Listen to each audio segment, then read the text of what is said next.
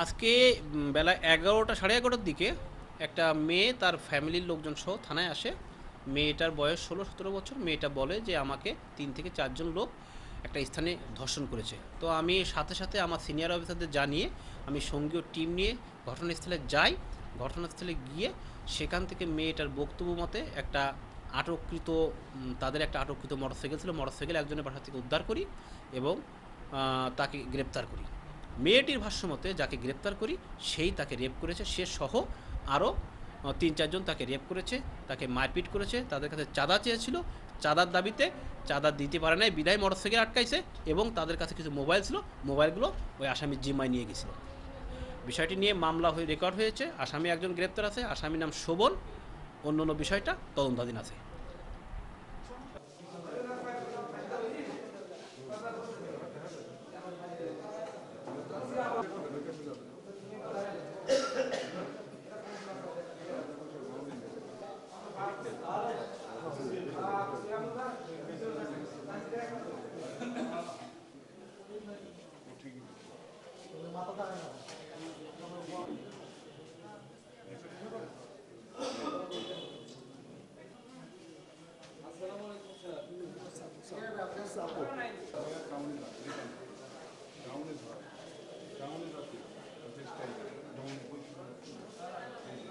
দাও চলে যাও, এই দুটো সরাও,